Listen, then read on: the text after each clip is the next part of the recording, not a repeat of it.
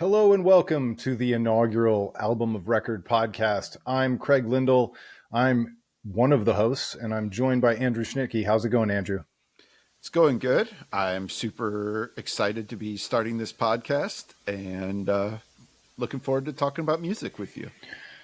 Yeah, this is going to be a podcast. It's going to cover the personal side of music. We're going to talk about some old stuff. When we do talk about some new stuff, it's going to be from the perspective of a couple of crunchy, crusty guys who loved old stuff. So even if we are talking about something that came out last week, you can rest assured we're going to put it in the context of all of our favorite stuff, which is where we're going to begin.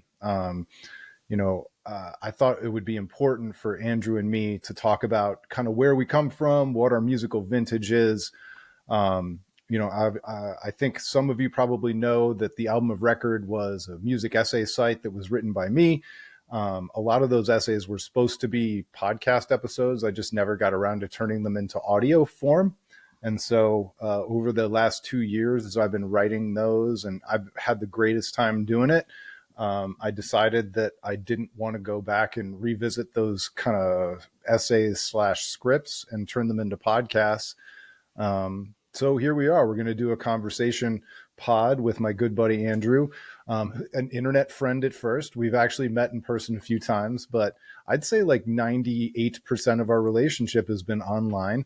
But let's start there. You know, we're both in our 40s.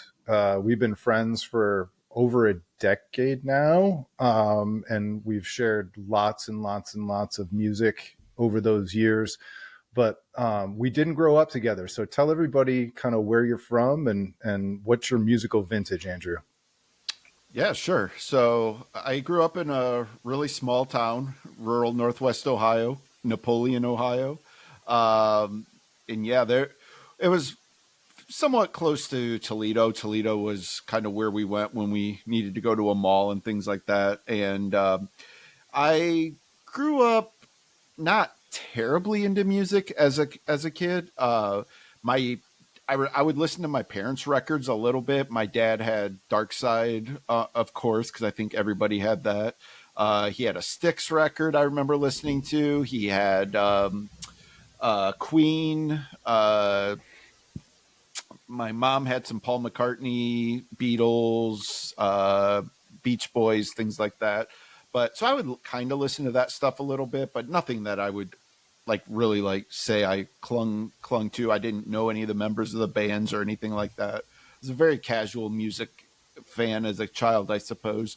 And then probably around sixth grade, one of my buddies' older brother had some Guns N' Roses and Metallica stuff, so kind of started listening to that. Really got into Metallica and Guns N' Roses, and then So like which Metallica record was it? well, it would have been Master of Puppets, Ride the Lightning, and then a kid on my bus had the original Garage Days on cassette. And way before the Black Album. It was before I mean, I loved the Black Album too. Like, Yeah. I can't sit here and say I was one of those people that was like, oh, this is terrible, I want the old Metallica. Like, I loved the Black Album when it came We're out. both too really young did. to hate the Black Album. I Everybody didn't our age loved understand it. Yeah, I didn't understand why anybody wouldn't like it. It was like the best thing ever, you know. And then, so I was really getting into those music. Another funny band that I really got into was Ugly Kid Joe. I was really into Ugly Kid Joe. I really loved them. I love their videos on MTV. Yeah, man, they were hilarious. But anyways, then one summer I went over to one of my buddy's house, and he said I'd never heard of them at all. So he put the cassette in, hit play. It was on Jeremy, and he played Jeremy for me. And it's just as soon as I heard Ed's voice, it was just like, oh my goodness, like this is something different. So I took the cassette And yes, home. ladies and gentlemen, we're cassette tape years old. Yes, this is telling you exactly how old I am. So I went home, took his tape home, made a copy onto a blank cassette of my own, and just listened to 10 nonstop. And I mean, it was speaking to me. It awakened something inside of me that just made me want to listen to more music and discover more bands. And just, I don't know, it made me a fan in a way I never was before. And so I started reading, like, well, who is Pearl Jam? What are they all about? So I got super into Pearl Jam. From there, obviously, all those Seattle bands, Soundgarden, Alice in Chains, Nirvana, Screaming Trees, Mudhoney. Those were the big ones I was listening to. I even tried to get into some of the like smaller, like Love Battery, and I'm trying to remember a couple other ones. But yeah, I was very much into all the Seattle music, and then from there, I really through Pearl Jam kind of started to like learn about punk music because Ed talked about punk all the time. And when they would do like Monkey Wrench Radio, they would play punk songs from other bands from Seattle and LA and things like that. Well, and that was the It, power of their covers too, like Sonic Reducer from the Dead Boys, and like absolutely, I absolutely. never would have heard of the Dead Boys. No Right. way. Yeah. No chance. And so like, through that, then, obviously got into Ramones and Black Flag, Clash, things like that. I fell in love with Rancid when, and Out Come the Wolves, when that came out. I was just like, what on earth is this? To this day, Rancid is actually one of my favorite bands in the world. But I would say like most of my music listening, like all through high school, was wavering the line between rock and punk. Like those are the two things. Anything that could meld those things together, which kind of makes sense because that's a lot of what grunge was doing anyways, was melding punk, metal, blues into this like kind of a sludgy sound. So for me, anything that takes sort of punk, rock, metal, anything like that. And if you can put a unique twist on it, do something just a little bit different. I don't want necessarily like total, like, hey, this is 50% like rap rock, that kind of thing or whatever. But like, if you could just take, The Judgment Night soundtrack over and over and over again.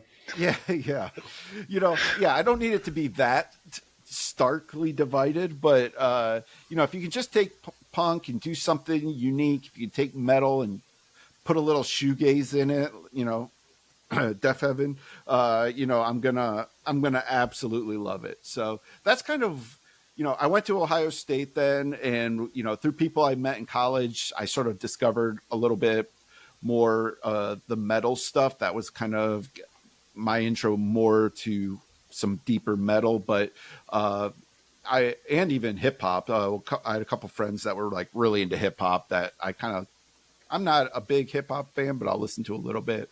Got into that through them. But yeah, that's kind of been my musical journey. And to this day, that's kind of like my guiding thing is any intersection between rock, punk, metal, like that's kind of where I live. Yeah, so I grew up on the east side of Cleveland, in the suburbs, kind of I don't know, the exurbs, the far suburbs. But I grew up on a lot of Motown. My dad grew up in East Cleveland, went to Shaw High School, and when he was a teenager, that's when all the Motown bands were coming over and playing the small clubs in Cleveland. So, he saw the Four Tops and the Temptations and Smokey Robinson live in those smoky little clubs back in the day. And so I was raised on a lot of that, a lot of Lionel Richie in the 1980s. So I skewed really pop and R&B, as much as Motown could be considered R&B in the early days. And I was obsessed from a young age. I remember seeing New Edition there was some kind of a promo for their new record on Nickelodeon when I was Nickelodeon years old, and New Edition was promoting Mr. Telephone Man. And I remember seeing snippets of that song on Nickelodeon, and I had to have the tape. I just had to have it. And I bothered my mom until she took me to some Kmart, Woolworths, whatever kind of department store. And I remember getting the tape with that long plastic thing that they had to unlock at the register and get in that tape. Yep. But I was obsessed with music from that point. I had an older sister who was really into a lot of that late 80s rock, Billy Idol and things like that. And then when Guns N' Roses came out, that kind of became my first absolutely favorite rock band. I was obsessed with them. I wanted to know every detail about Guns N' Roses. When Lies came out, I was obsessed with, I was reading the liner notes because they were dangerous and dirty and I wasn't supposed to look at them. And just all those songs. And similar to you, Andrew, I heard Pearl Jam, and I just knew that I needed that tape. And once I heard Pearl Jam, it was Eddie Vedder's voice, it was his lyrics, it was the way he sang. Because the common theme for me in the music that I love is usually if a singer is singing a song with the intensity and urgency that it's the most important thing that they've ever said. And whether you like Pearl Jam or not, that's what 10 sounds like. Every song on Certainly, 10 is certainly just those first five Pearl Jam albums, like I always would say, urgency is like the thing that comes to mind with Ed's voice. And I do think too that even like today, it might be hard to understand, like because Ed has inspired so many singers to sort of mimic that delivery, but it really was in 1990 when we first heard Ed's voice. There was nobody singing like that, really, not in popular music that I was listening to. And so for me, it was just like a revelation. Like it was such a unique way of singing and presenting that. well, and yeah, and I'm a dad now. I've got two boys who are 13 and 11, and I frequently joke about Pearl Jam because I love them still. I think they're worthy of being defended or whatever, but I also don't feel like I need to defend them because I see that for my kids that it's kind of like aging dad butt rock, and you had to be there, you had to be Yeah. there, and they weren't there, and so to try and expect them to understand it is just okay. It's okay, it's fine. Uh, but yeah, so that's my vintage. I instead of going punk, I went metal. You know, the Cleveland area was all had plenty of metal scene in Mushroom Head and hardcore. We're talking the really hard death metal type growling and screaming. And yeah, some of it went a little bit punk, but I was more metal than punk. And then somewhere in college, I got into indie rock and really found my home with emo and kind of that first second wave emo. I think we're on fourth wave emo now. Who knows? Who can Um, keep up? I know, but let's keep it moving here. So now that they kind of know where we come from. One of the things that kind of differs between us, Andrew, is that I really love to go to any kind of live show I possibly can. I know you love to see your favorite bands live too, but for me, that's the drug that I'm chasing all the time. Is that live show when we discover new bands. I want to see them, and I'm not afraid. Some of them do suck live, and I'm not afraid to go to a show that sucks. But I think that's there aren't a lot of differences between you and me in terms of how we feel about music, but that's one of them. I think, I would say that is probably the fundamental difference between us as music fans. And it's not that I don't like live music. I love live music. It's just that you have a higher tolerance for a band that you may not necessarily love. Um, I would joke that I used to be more that way, and this isn't really necessarily true, but I kind of feel like, and I don't want to be sitting here taking cheap shots right away in our first episode, but like, in all seriousness, Put dude, them on blast, man. when I saw when Jerry Cantrell opened for Creed, I went because I wanted to see Jerry Cantrell. A buddy of mine was a huge Creed fan, so we're like, well, let's just go. I'll go. So I go, and I'm the only person standing up in the pavilion for Jerry Cantrell's set. Everybody's sitting, and then I thought Creed was terrible, and I was so miserable. Like it was awful. I was just like, I just want to leave. So I always joke with people like that was my turning point, that I was like, after that, I was like, I don't want to see bad shows anymore. But look, I we don't need to debate Creed here, but there's far worse bands than Creed. So I just want to be clear about that. But in terms of just a live performance, it was so cheesy and corny, and I just was like, But really, for me now at my age, I guess for one thing, comfort is a part of it. Like I'm not super comfortable uh, being packed into a small area. I don't like standing for that long. My back tends to get very sore by the end of shows, and I'm just in like physical agony. Like I saw last year, I saw the Pixies, and like I was really enjoying the show, but like halfway through, my back hurt so bad that I was just like, okay, you guys can wrap up now, whenever, like find myself like pulling out my phone, trying to look up the set list to see how far we are into the set, to see like how many more songs are these guys going to play. Like, so I like shows where I can sit down between the bands. I appreciate that about Pearl Jam. I'll go see Pearl Jam anytime, like, because, it's all seating after the Roskilde incident. So,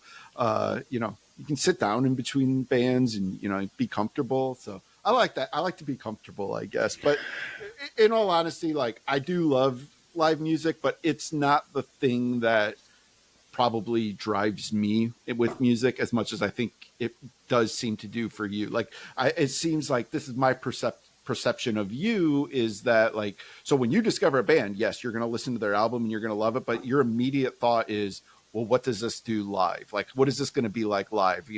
How can I see this live?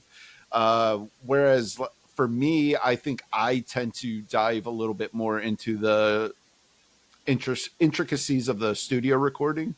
I'm probably a little bit more, like, I think I'm more inclined to search out new music. I'm more inclined to try to find like, okay, so this band is doing this. Like, what other bands are they influencing? Like, I view it like, what's the next record I can listen to down this chain?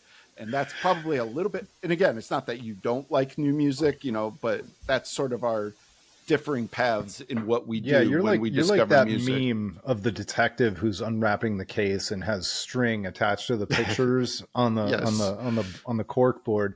No, but I'm with you. I My back hurts at those music festivals too, but I do it. I just do it. And it's funny because since I was going to festivals for a couple of years before the pandemic. I really kind of fell in love with that concept, and some of the festivals started playing to people my age, which was really cool. We loved the Innings Festival out in Arizona. We went to a couple of the Louder Than Life festivals in Louisville, Kentucky, and it's like, I wanted to see Nine Inch Nails. I got to see both Jerry Cantrell and Alice in Chains on back-to-back days, which was really weird because they both kind of played some of the same songs. Yeah. I like Weezer. Don't love Weezer. I like Weezer. I've accidentally seen Weezer 4 times now just because they happen to be at festivals all the time. Yeah. And that's just kind of how it goes. But no, it is a suffering experience sometimes when you're on day 2 or day 3 of one of these festivals and you're watching your 17th or 18th band. Yeah, there were 300 bands playing, but you're actually watching your 17th and your lower back, and then you shift from your right leg to your left leg and back from your left leg to your right leg, and Yes. and you've run out of ways to stand that change the pressure points that are floating through your body. Yep. All right. So as for new music that's coming out today, how is it that you go about discovering?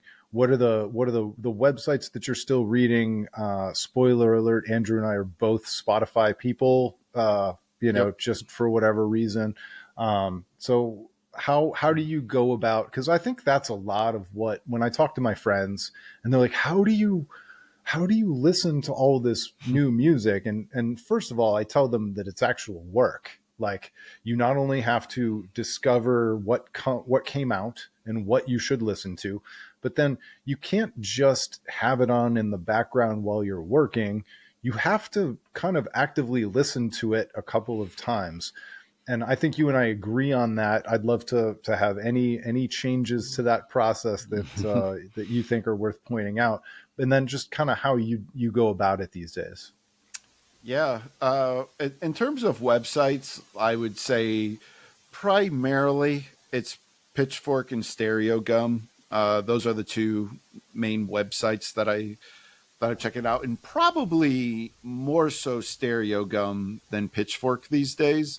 Uh, I I read the reviews on Pitchfork, but I don't feel like, I mean, I can go a couple months without there being a review of something that really piques my interest there.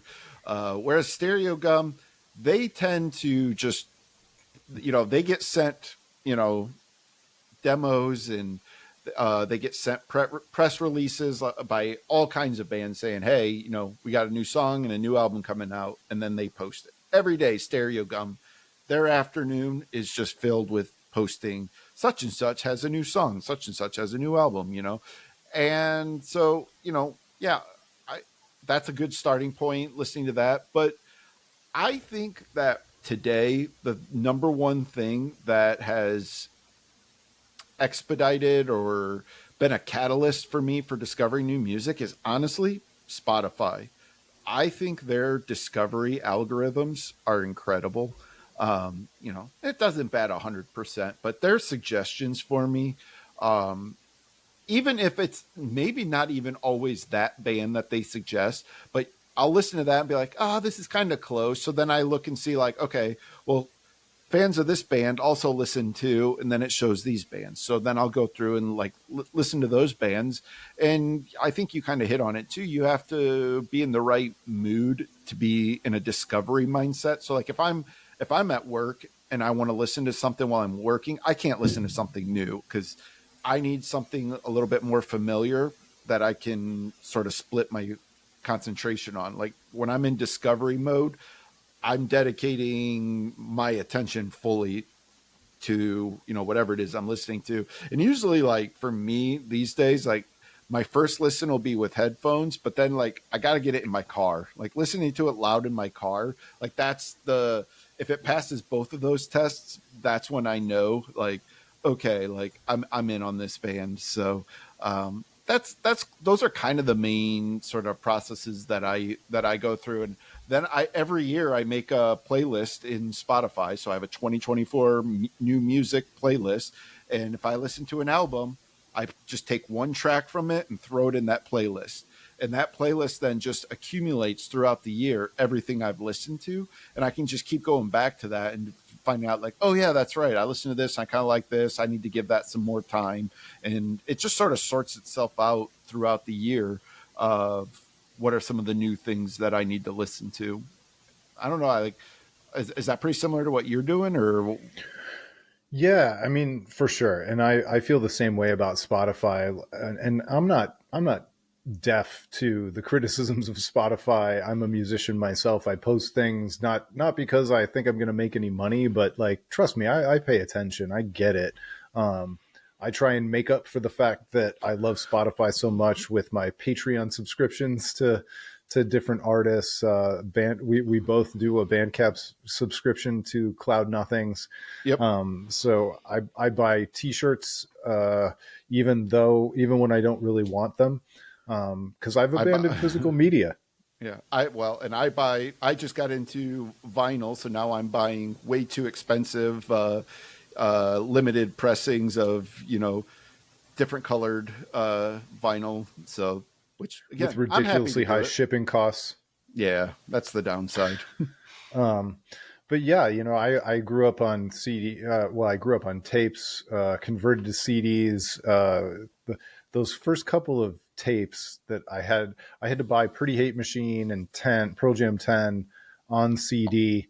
The first new CD I ever bought that I didn't have on tape first was actually Dirt by Alice in Chains. So yours is much cooler than mine.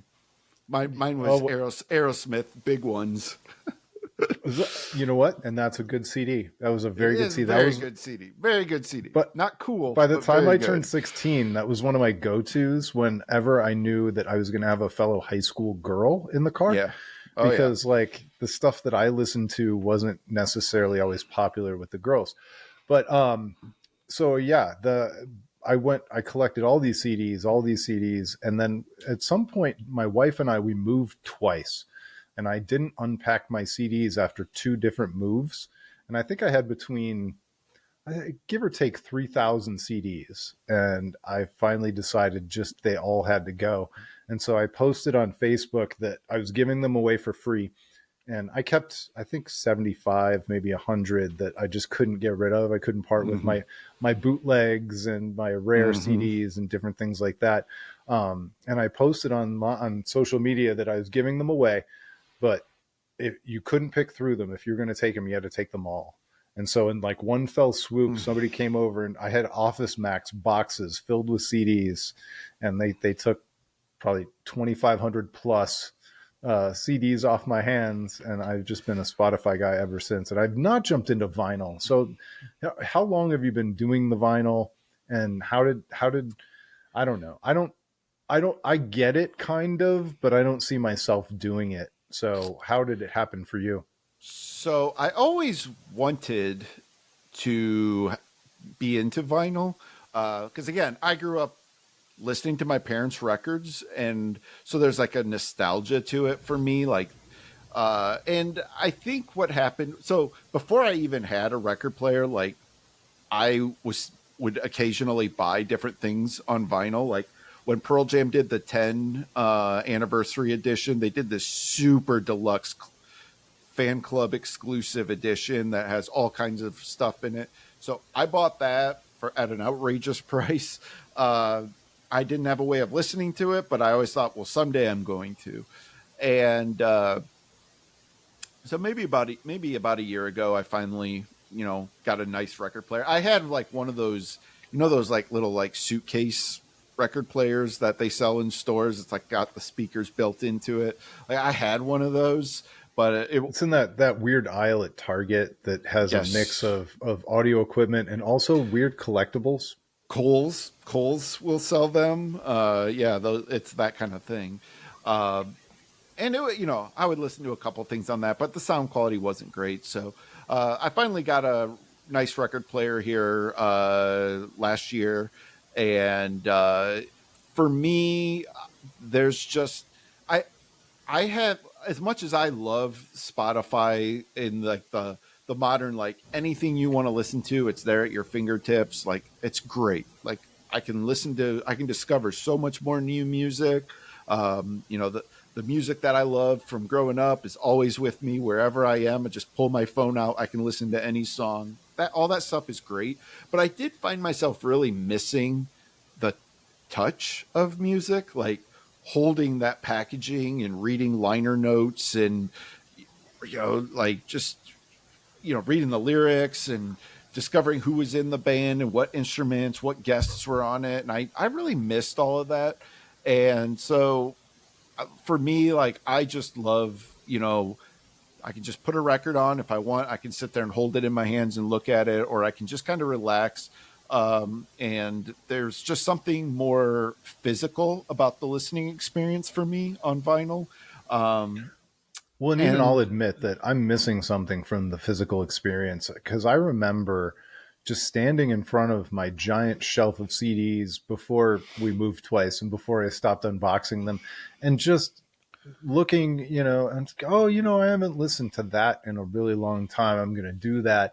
And especially now that we are in the age group that we are in and that we've discovered and listened to so many bands over so many years now, there's probably 2 dozen bands that I fell in love with between 2000 and 2010 that you could give me $100, I wouldn't be able to remember loving mm-hmm, this one record. There's yeah, probably a record that I thought that I would never stop listening to, that I haven't listened to in 14, 15 years now, that I wish if I had a physical copy, I might pull it out, I might put it on the turntable, and I might listen to it. that's sort of the downside of the algorithmic approach of listening to music. With Spotify, you tend to listen to what Spotify tells you to listen to, even if it's not that exact thing, but their recommendations might trigger something in you, but it always feels like it's being suggested to you. It's sort of the radio DJ effect, if you will. But to your point, when we had like just the CD racks or the CD towers, you would just sit there and there was always something fun about looking through it. And, or, the travel cases, the 200 disc, you The just Case flip Logic, man. the case logic, you just flip through it and look through everything to pick what you wanted. And it felt more deterministic on your part.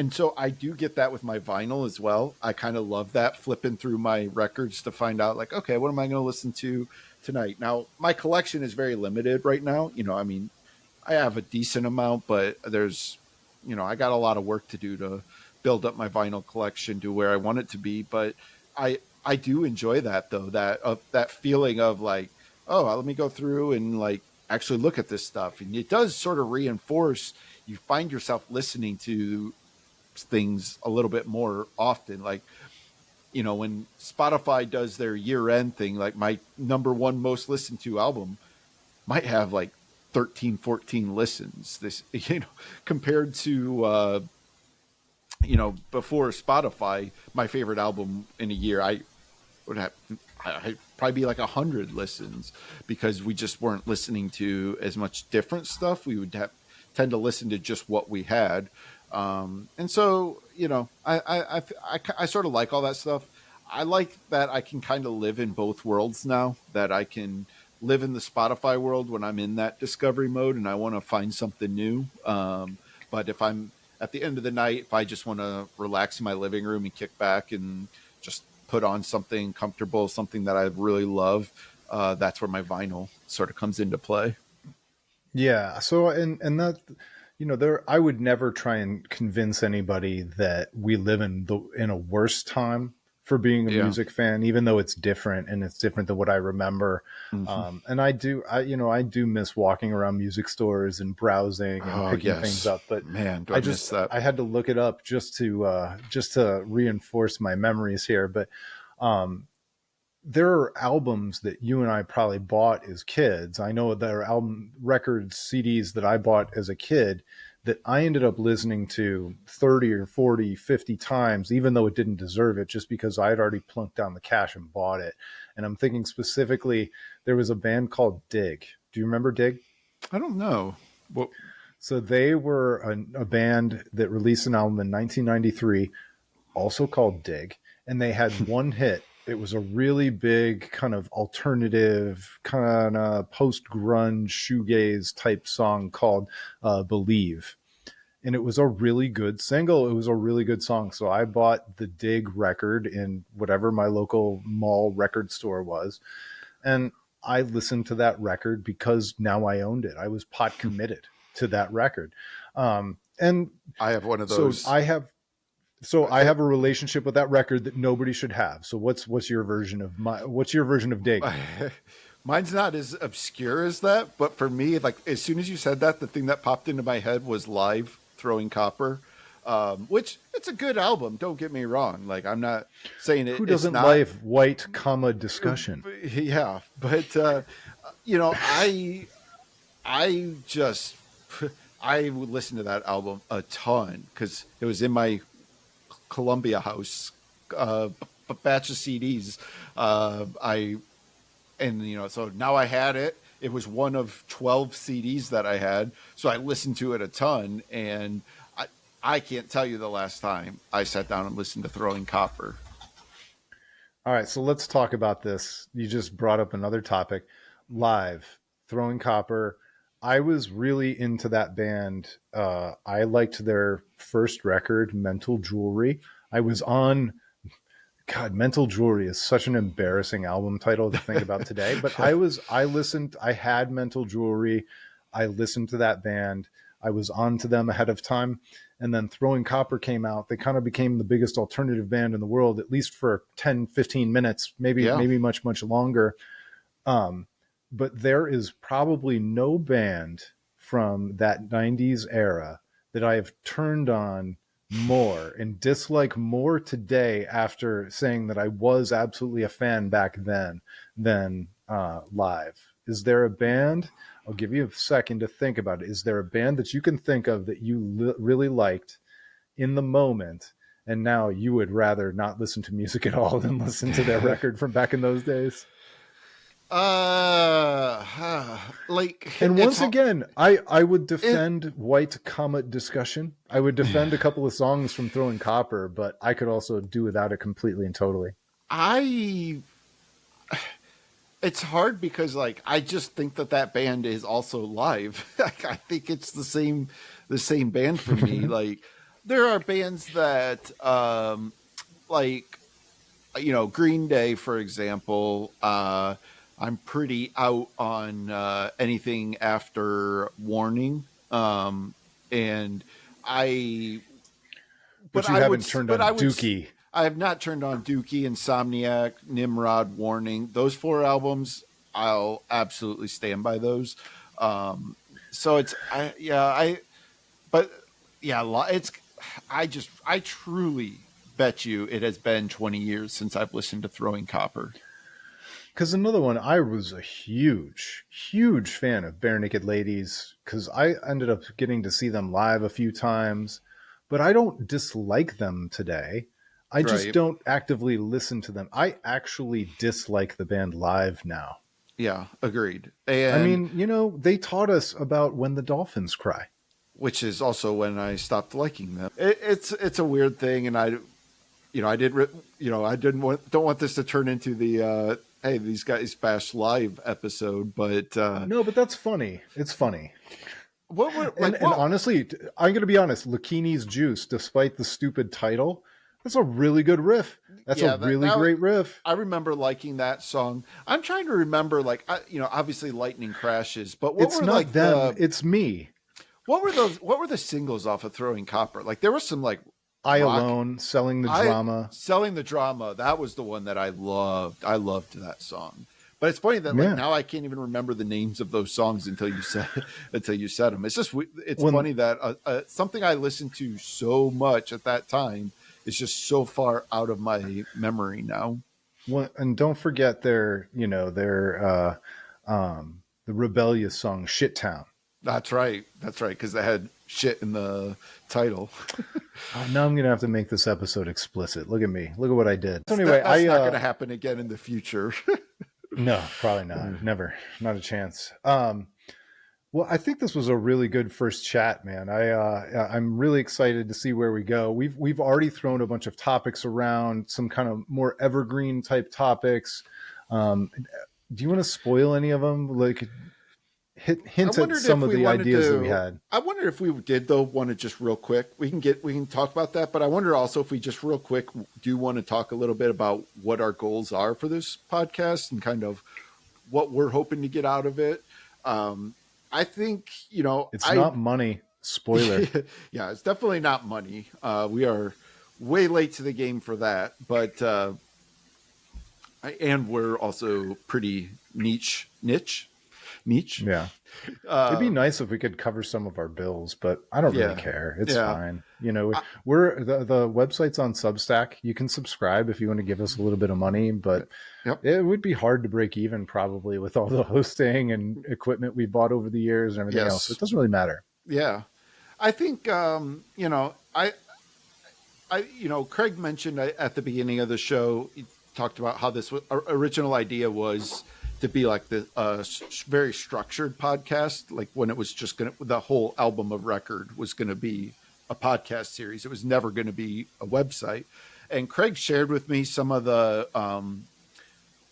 stuff he was testing. He was workshopping some stuff. I remember you did one for Tool that was just unbelievable. I think you did a Pearl Jam one as well, like somewhere in an archive somewhere. These things are buried. There's half a Deftones episode somewhere, and they're actually really, really good.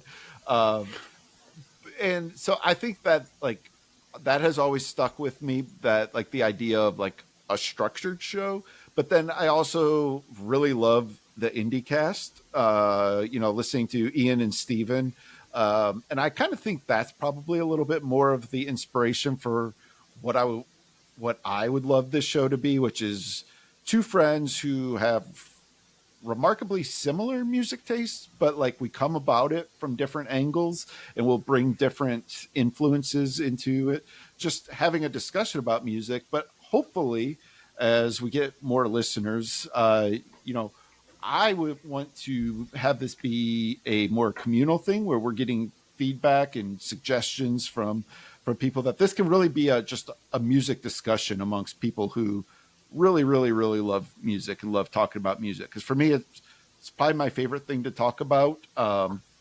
we didn't mention it, but Craig and I both ran a sports website for a long time called Waiting for Next Year. And so we've spent a lot of time talking sports too. And I love sports, but for me, music is my passion and it's the thing I want to talk about. So if nothing else, it's an excuse for me to talk to Craig once a week. And, you know, in addition to our never ending DMs about music, but that's kind of what I think maybe I'm hoping to get out of the show. I don't know if that is similar to your goals. No, absolutely. If there's one like pie in the sky stretch goal, though, I think it'd be cool if we got enough attention that some of our favorite musicians would ever talk to us on here. But other than Yeah. that, Yeah. that's all I got. Yeah. That's all, I mean, Absolutely. if we could get Jerry Cantrell, Dude, we would be good interviewers. I just throw it out there. it might occasionally devolve into Chris Farley, you know, not being able to talk to Paul McCartney. But hopefully not too much. Hopefully not too much. But no, we appreciate you guys checking out our first episode. We appreciate you I appreciate you checking out Album of Record and all that good stuff. So please subscribe. Tell a crusty old friend of yours about this. We will be on YouTube with videos. We'll have the podcast feed, albumofrecord.com. You know, the kids joke about like and subscribe and all that stuff now, but like, you know, it'd be kind of cool if you did. And so it'd be fun. But really tell your friends. That's the big thing. Tell a friend. Yeah. All right. Thanks so much for listening. This has been the Album of Record podcast.